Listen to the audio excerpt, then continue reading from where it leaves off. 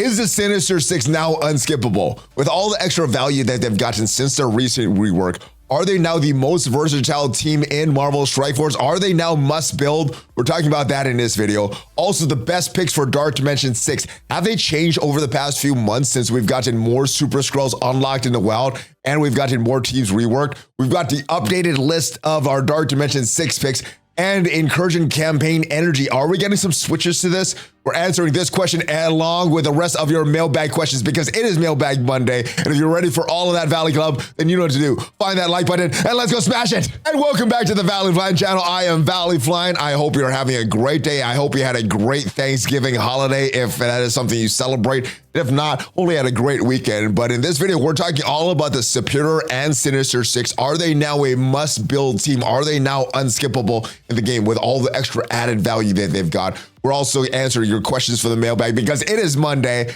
But if it's your first time here on the channel, hit the subscribe button for more great Marvel Strike Force content. We have at least 5 Marvel Strike Force videos per week on this channel. Question and answer videos like this, news videos, reveal videos, gameplay videos, everything to help your experience in Marvel Strike Force. And as we go into the game, we see the Sinister Six along with the Superior Six because luckily for everyone collecting the Superior Six, all of these characters have the Sinister Six tag. So all of these new characters, old characters do have this tag.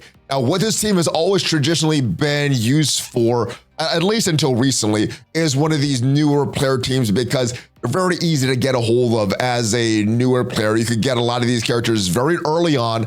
And one of the main recommendations for this team was the early villain campaigns. That's still something that newer players should get through to get all these gear that you could possibly get, to get all the possible character shards that you would want. So now that they have their rework and they have that added value in Cosmic Crucible and War and the Black Cat Trials, well, this looks to be a very, very good starter team. But let's talk about that added value that they got in War. Sinister Six got a rework. Now, not Green Goblin, not Swarm. They're already on the Underworld team and the Infestation team, but the rest of the Sinister Six got a rework so that they're not just great in Cosmic Crucible, where their Superior Six is going to be.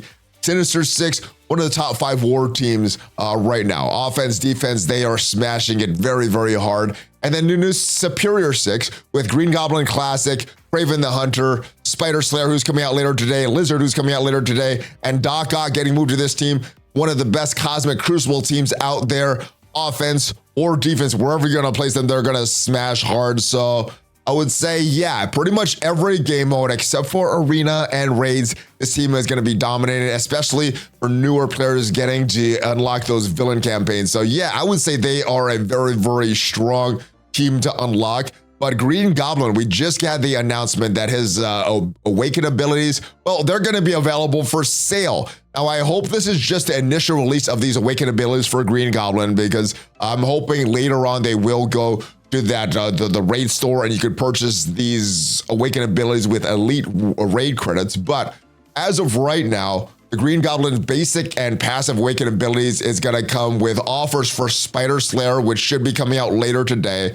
Our Arachno Annihilator will contain materials to unlock the Green Goblin as a basic Awaken ability. Next offer will have shards to unlock or materials to unlock the passive ability. And while the basic and passive for the Awaken abilities for Green Goblin are very nice, I think the best move that he has is his ultimate Awaken ability. That's going to give him some extra charges. It's going to allow him to use a lot of that great stuff on his passive with those extra charges. But for this is going to be a very expensive milestone. You're going to need to complete the nodes, all of the characters, 5 yellow stars for all of the characters. So you're going to need to not just get the Spider Slayer offer, the Lizard offer, you would have to get the Craven offer and all these stuff, get them all to 5 yellow stars and you should be good for this. But yeah, it's probably going to be very expensive. And what like I said, what I'm hoping is this is just the initial offer so that people wanted this right now. Well, they would have to pay a premium and they could get all these Awaken abilities right now.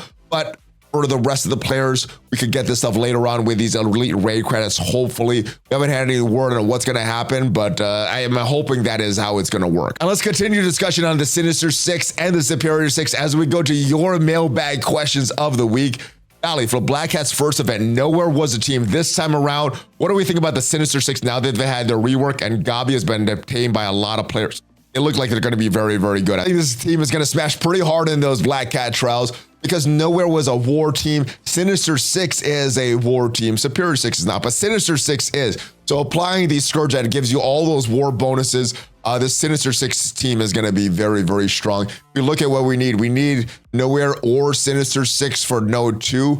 We need them for node 6 as well, and for node 10. The rest of these nodes should be pretty easy with all the villain mystic characters, all the global controllers, all the brawlers that we have. But yeah, this got a lot easier, especially with the war bonuses applied. I think this is the way to go, especially we talked about for newer players, villain nodes, for the war bonuses, for the Cosmic Crucible bonuses. I think the Sinister 6 is the way to go for this. And if you haven't already built Nowhere, other than Nova, I don't think there's any reason to go back and build Nowhere points. So yeah, use your Sinister 6, use your Superior 6, and you should be able to smash through these and get a high stars for your Black Cat. All right, I'm back to the questions. ValleyFlyin, I am 2 characters away from getting a baby Apocalypse. I'm wondering if I should start chasing Big Boy Apocalypse or start upgrading my characters for Dark Dimension 6.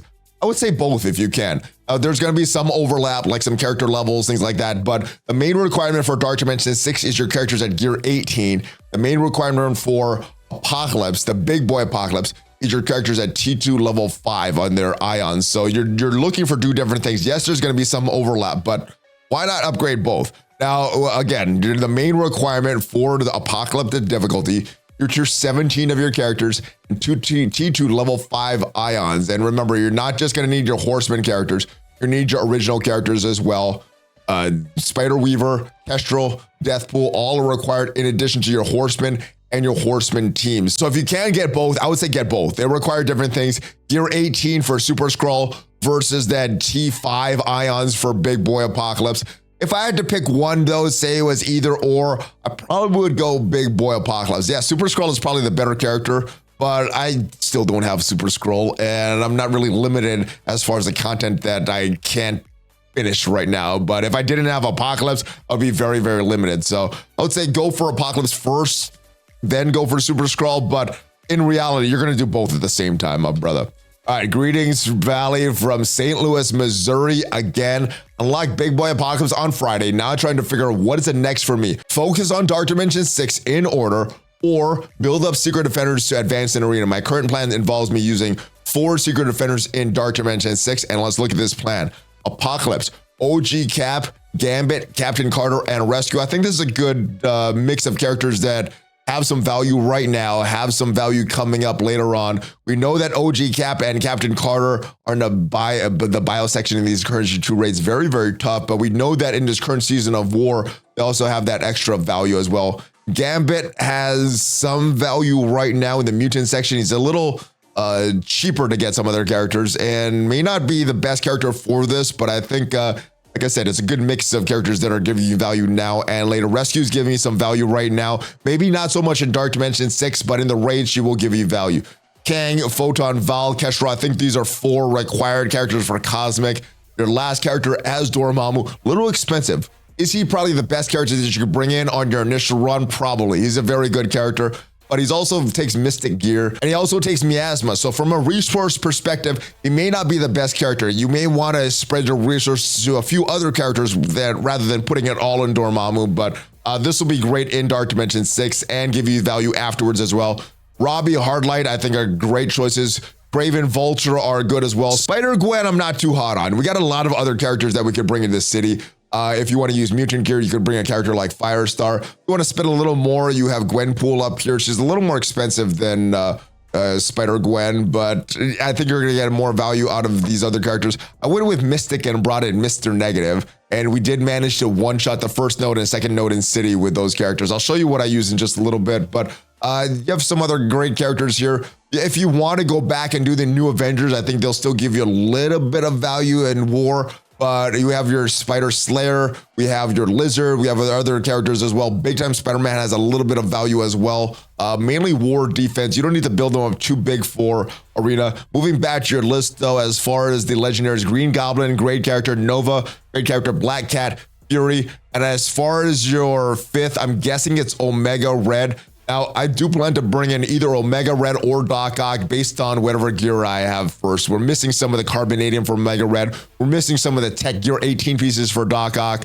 I think Doc Ock is going to be the better choice. Better in Dark Dimension, better in War, better in the Superior 6 and the Sinister 6 team. So I think Doc Ock is going to give it a lot more value than than Omega Red, but I guess it's depending on what you have there. And then Apocalypse, Black Cat, Omega Red, Green Goblin, and Red Hulk. Red Hulk, I hear, is very, very good as well. You have some extra Mystic gear, maybe from not doing Dormammu. Maybe you could use MILF as well. I've never consistently gotten under 100 in my arena shard, usually bounce between 100 and 150. It's never been a big focus since it seems like I'm too far behind to be competitive. What do you suggest? I would invest in your Secret Defenders right now. Obviously, get that big boy Apocalypse. Yes, build that character up. You're going to be able to use that in arena and climb up pretty far, especially if you have a big time Spider-Man built up a little bit or a Quicksilver.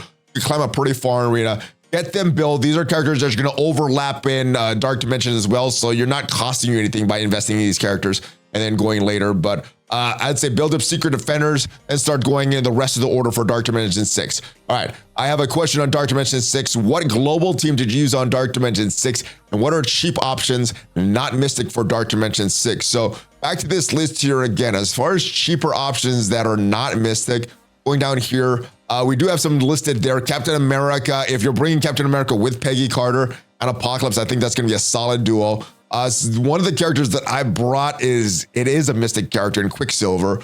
Good character though. Gambit is another choice if you want to use mutant gear. You could go back, like I said, to do some of these new Avengers as well. It will give you some value, but I think that is where you want to limit. Now, what I did a character that does have Mystic and Dr. Doom, which is kind of a double-edged sword. Sometimes you want him being pushed. You want his low health. Sometimes you want that big AU attack going off, that special. So having a big Dr. Doom is not the best in some scenarios and very good in other scenarios. Quicksilver does have that Mystic gear, and I think Nemesis may be on his way out very soon. So those are some good options for the global section. Let me show you what I used on City earlier today, though, and what we used to one-shot a lot of these nodes. As we go back into Dark Dimension and we see our attacks, we did the first City node, one-shotted this thing with this team here: Vulture, Mr. Negative, Kraven the Hunter, Ghost Rider Robbie Reyes, and Miss Marvel Hardlight. We switched up Ghost Rider Robbie Reyes to Striker, and it worked a little better. Kraven was a skirmisher because it was pretty low stars, but we switched him back up to Raider along with Vulture, and then Mr. Negative, Miss Marvel, Hardlight as the healers. We probably could have one-shotted this or got it a lot better score than we did on our first day of this one, but on the last node of City. But since we don't have our legendary characters ready, I was kind of rushing. I didn't want to restart this node, but yeah, this team works very, very well. And hey, ValleyFlyin, with them adding more attempts to the Incursion nodes and characters farmable on different nodes, is there any talk of increasing how quickly we earn Incursion energy? With the addition of character farming, I don't get to farm the Red Star nodes that I want to anymore. For example, instead of one every 10 minutes, one every 6 minutes, that would be a great option.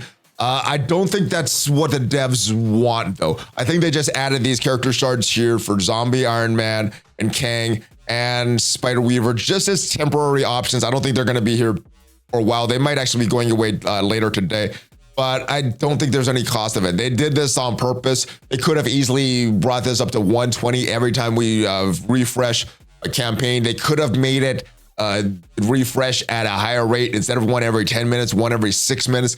They could have done all that stuff, and I don't see them changing it, at least not right now, because it is also new. The character farming stuff, you could go back to farming the characters that you want the red stars on later, because like I said, these are temporary character shards. But for now, what I'm doing, I'm farming these nodes for Zombie. Iron Man, if you don't have Kang, I would be farming all the nodes for Kang. If they didn't have Weaver built up, I would be farming all these nodes because they are temporary, and then later go back to what you're doing on these normal Incursion campaigns. But I don't see them raising this anytime soon. Hopefully down the road they will raise this, and hopefully they will add more chapters and we can get more red stars on other characters. But that is it for me today. Hopefully this video did help you in determining what characters you want to bring into Dark Dimension 6 if you want to build up your Sinister 6, and I think you should because of all the extra value that they have. But if this video did help you, hit that like button. It is free for you and it supports the channel tremendously. And if you want to check out all the teams in Marvel Strike Force rated from best to worst, make sure you check out the video up there. Have a great rest of your day. I will see you guys next time. Hulk fist bump, ValleyFlyin, out.